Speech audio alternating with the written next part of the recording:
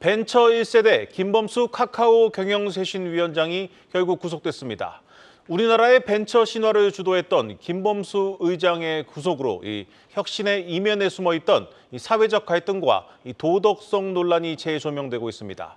이번 사태로 문어발식 성장을 이어온 카카오의 행보에도 제동이 걸렸습니다. 취재 기자와 자세히 들여다보겠습니다. 산업부 전효성 기자 나왔습니다.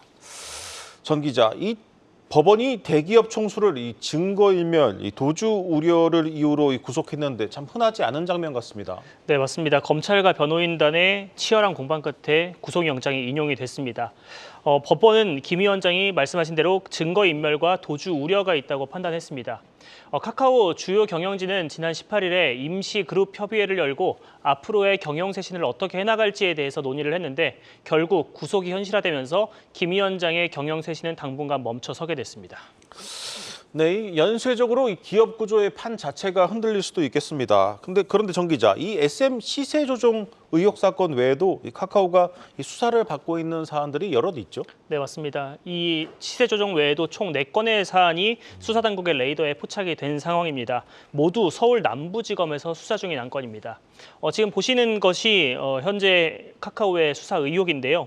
이 중에서 가장 파장이 클 것으로 예상되는 건 카카오 모빌리티의 콜 몰아주기 의혹입니다. 지난해 6월 공정거래위원회는 카카오 모빌리티가 일반 택시는 배제하고 가맹 택시에 호출을 몰아주는 방식으로 알고리즘을 조작했다, 이런 상황을 밝히면서 271억 원의 과징금을 부과했습니다. 하지만 이때까지만 해도 카카오 모빌리티에 대한 고발 조치는 없었는데 지난해 11월 윤석열 대통령이 카카오의 택시 횡포가 부도덕하다, 이렇게 지적을 하면서 상황이 급반전됐습니다. 이후 공정거래위원회는 카카오 모빌리티를 공정거래법 위반으로 고발한 상태입니다. 아직 검찰 수사 중인 단계이긴 한데 총수 구속으로 수사에 속도를 낼 전망입니다. 최악의 경우 콜 몰아주기 건으로 김범수 위원장에게 추가 구속영장이 발부될 가능성도 있습니다. 이 경우 김 위원장의 구속기간은 해를 넘길 가능성도 높다는 평가입니다. 실제 박근혜 전 대통령 과거 수사 당시에도 추가적인 구속영장 청구가 반복되면서 구속기간이 무한정 길어진 바 있습니다. 그렇다면 이제 카카오 엔터테인먼트의 이 드라마 제작사 고가 인수 의혹, 이 사안은 어떻습니까? 네, 사실 이 사안을 좀 간단하게 설명을 드리면 카카오 엔터테인먼트가 바람픽처스라는 제작사를 고의로 높은 가격에 사들였다, 이런 의혹이었습니다. 바람픽처스는 장기간 영업 손실을 내던 적자 회사였는데요. 카카오 엔터가 200억 원의 인수를 하기로 한 거죠. 문제는 바람픽처스가 이준호 카카오 엔터 투자전략 부문장이 대주주로 있는 회사라는 점입니다. 바람픽처스의 시세 차익을 몰아주기 위해서 김성수 카카오 엔터 대표 그리고 이준호 부문장이 공모했다는 게 검찰 측의 주장입니다. 하지만 이 사건은 이미 2차례 구속영장 청구가 기각이 된 상황입니다. 해당 의혹과 직결되는 두 인물에 대한 구속이 무산된 만큼 이 건을 바탕으로는 김 위원장의 구속이 연장되기는 어려울 것이라는 관측입니다. 다만 또 다른 의혹인 가상화폐 횡령 의혹과 관련해서는 시민단체인 경제민주주의 21이 김범수 위원장 그리고 카카오 임원들을 함께 고발한 상황이라 수사가 진행될 예정입니다. 네, 당장 이 카카오 주가가 위기감을 보여주고 있습니다. 전 기자, 오늘도 주가가 많이 떨어졌죠? 네, 오늘 종가 기준으로 5.36% 하락했습니다. 뱅크 그리고 페이 등 계열사 주가도 급락을 했습니다. 이미 시장에 퍼진 악재가 사실 확정이 되고 나면 주가는 오히려 오르는 경우도 있습니다. 과거에 주차장 붕괴로 곤혹을 빚은 GS건설 같은 경우는 영업 정지가 확정이 된 날 주가가 크게 올랐거든요. 이미 알려진 악재가 해소가 됐다고 평가를 하는 거죠.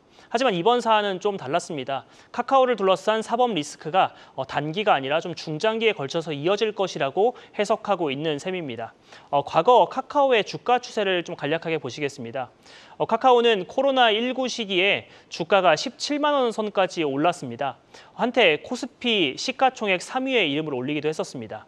하지만 지난 2021년 9월에 정부와 여당이 플랫폼의 독과점 문제를 지적하고 여기에 규제까지 언급하면서 주가가 급락하기 시작했습니다. 이후 카카오게임즈와 뱅크 그리고 카카오페이의 쪼개기 상장까지 반복이 되면서 카카오의 기업 가치는 하락세를 이어갔습니다. 그리고 지난 2022년 10월에는 화재로 인해서 카카오 서비스가 먹통이 되는 악재도 있었습니다. 이런 여러한 악재들을 거쳐오면서 고점 대비 5분의 1 토막이라는 결과로 치닫게 됐습니다. 네, 카카오 당장 실적도 주가도 좋지 않은 상황에서 총수까지 구속되는 총체적 위기를 맞고 있습니다. 오늘 카카오 측도 공식적인 입장을 내놨죠. 네, 맞습니다. 현재 상황이 안타깝다. 그리고 정신아 협의체 공동의장을 중심으로 경영 공백을 최소화하겠다. 이런 입장을 밝혔습니다. 현재 기업 가치, 아까 말씀드린 기업 가치, 그리고 대외 신뢰도 회복의 숙제가 정신아 대표에게 오롯이 맡겨진 상황입니다. 올해 3월 취임한 정 대표는 지금까지 그룹 내 불필요한 사업들을 좀 걷어내고 의사결정 과정을 간소화하는 등 조직 내부 통제에 주력을 해왔습니다. 지난달에는 카카오의 첫 데이터 센터를 직접 공개를 하면서 본격적인 대외 활동에도 나선 상황입니다. 지난해 말 기준 카카오의 현금성 자산은 5조 4천억 원 수준으로 사실 적지는 않은 규모입니다. 하지만 현금성 자산 증가 속도가 2020년 이전에는 연간 50에서 80% 수준이었는데 2021년부터는 좀 둔화되는 추세거든요. 인수합병 그리고 AI 산업 투자에 쓸 수 있는 실탄이 좀 제한적인 상황에서 새로운 성장 동력을 마련해야 되는 정신아 대표의 고심도 깊어질 것 같습니다.